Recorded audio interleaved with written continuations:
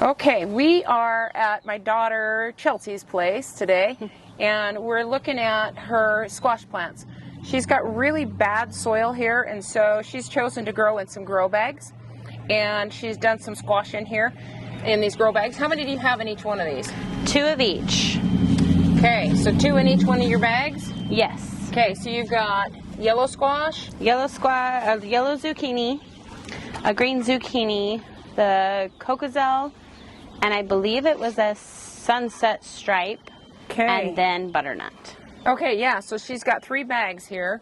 She's getting a little bit of pollination issue, and so we need to do some pruning on these. She's got the butternut on here, and it's looking really good. We've got some butternut squash, some really nice ones. And these are just small grow bags, and they're working great for her over on this side of the yard. So, but we've got some of these little squash here, or the zucchini here, that's not been pollinated correctly. A lot of times when we don't get the pollination, this is what happens. You'll end up getting these little squash, and then they'll shrivel up.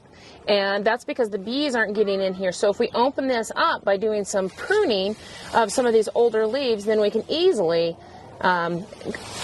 get the bees to come in here for better pollination. You can see these little babies coming on, and if we don't get the correct pollination, we won't end up with any squash. So we've got quite a few right here of the old squash that didn't get pollinated. Yeah. And so what we'll do is just come in here and start removing some of these older squash leaves. So just come down here in the bottom, just kind of open it up. Okay. So we're going to open up for more circulation. So this will help prevent powdery mildew as well. But it'll open it up so that the bees can see those bright yellow flowers, and then they can come in and pollinate, and we'll have more squash on these guys. So go ahead and just start taking some of these guys down low, and take it fairly close, but not cut the main trunk.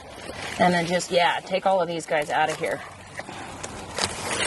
And I actually like to take some of these that are kind of discolored, and they start to get this look here. Those are the ones that first are going to end up with powdery mildew. So if we remove that, just kind of go through here and clean this up. And then we'll also go in here and kind of clean up the shriveled fruit as well, because we don't want the shriveled fruit in here. So they're not going to develop as much as you want them to. They just weren't pollinated correctly. Another thing that can cause a problem with this is a calcium deficiency. But you can tell that these are getting pretty overgrown, and so by opening this up, this will help with that. And that's the problem when you plant really close together. But these little grow bags are amazing. They've done great. It's been kind of fun to grow in.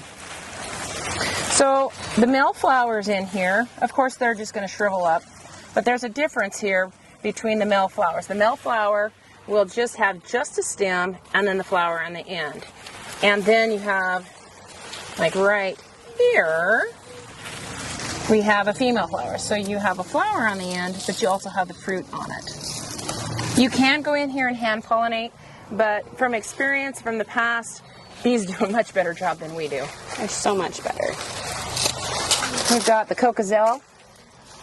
Yes. See, now these are a lot lighter cocozelle than the ones that are in the back here. And that could be something to do with the sun here, or it could be a different plant, which it looks like it is. So it could be just the seed itself. Yeah, there was 2 seeds. 2 separate seeds of the same kind. So she's got 4 plants in this one grow bag. These grow bags are, what are they, 24 inches around? They were a 15-gallon. A 15-gallon. They're pretty amazing. Okay, yeah, so just continue and go through here and remove all of these bigger, older leaves. Clean that up. Any in here? Or just, any of them. Right here. So like this one here has a little bit of the, see how that has that look right there? That's going to be the first ones that end up with a powdery mildew. So get rid of those. And then the lower leaves, just open it up. Don't overdo it. Don't take out more than a third. We are at the very end of May, so these have done exceptional up against this wall. This is south facing. So they've done really good. So if you don't have a lot of space, you can cram things in, and better yet, you put them in these grow bags. Yeah, I would take out all of these lower things right through here. Got all of those. And this doesn't hurt them one bit.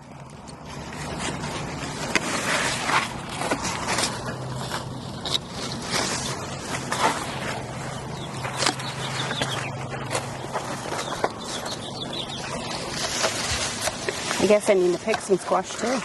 It's time to pick. This little guy right here, that's when I like to eat them. Most tender. They're the most tender. This one's nice too, though. They get much bigger than this and they become very seedy and they're not so good. But boy, they're beautiful. If you ever get squash bugs, removing some of this foliage too makes it easier for you to spot them so that you can treat it early on. And by removing any of this shriveled fruit too will help with pests. If they've got any dead in here, it's a good idea to eliminate any of the dead in here too. So. Okay, so we'll just continue to go through here and just eliminate some of these older leaves. You got a lot coming on. Yeah, they did really well. They did really well. They were happy with the soil. Okay, what soil did you use in here? I did a bag of steer manure at the bottom with a cocoa bop on the top. Have you done any fertilizing yet? Not yet. How long do you think they've been in these? I would say some of them probably 2 or 3 months. Has it been that long? Yeah, I had to cover them through the cold spell. Ah. Okay, so see this right here? So there's like the little trailings, like little trails in these leaves. So that's an indication that you have leaf miner. So you can, that's very typical for this time of year.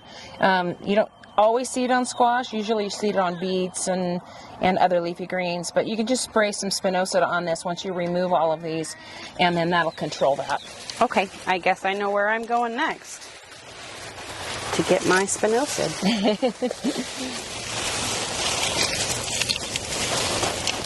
Okay, I'm pinching it off, but I feel like that's just making messy, making it look messy. A nice clean cut would be better, so I'll let you just finish that up. All right. Okay, over here, this is amazing. In this one little spot here, we have 3 squash. They're pretty, huh? Are we going to eat them for dinner? Look at all they're these ready? new babies coming on. Looking pretty good. We got some little volunteer or something over here coming up. So another way that you can increase pollination here is maybe you could get another grow bag and you can plant some pollinator-friendly plants like bee balm or different types of herbs, tulsi. You could maybe put another bag here and We'll just put some pollinator-friendly flowers. Yep. Get those coming in here, and that'll help attract the bees as well. But looks like you're not doing too bad. They've been pretty happy, it seems like. Okay, so as they grow, just continue to remove old leaves. You'll probably come out here once a week and do this just to keep it all opened up and airy. Okay. We need airflow for bees, and we also need airflow so that we don't end up with any powdery mildew. Perfect. I'll get right on it. Can I... Yes, you can do the honors. At least Do you on want one. this? Yep, I just pinched him off there. All right. Ooh, dinner. Okay, well maybe get these rest of these guys cleaned up. Do I get to keep this one? Yes, of course. Awesome, thanks. Is that okay with you, buddy? All right. It's always nice to share, huh? Share with Grandma. All right. Well, finish your job. Okay, we'll get to it. Should we go look at some flowers, Huddy? Okay, come on. Pop these off really quick.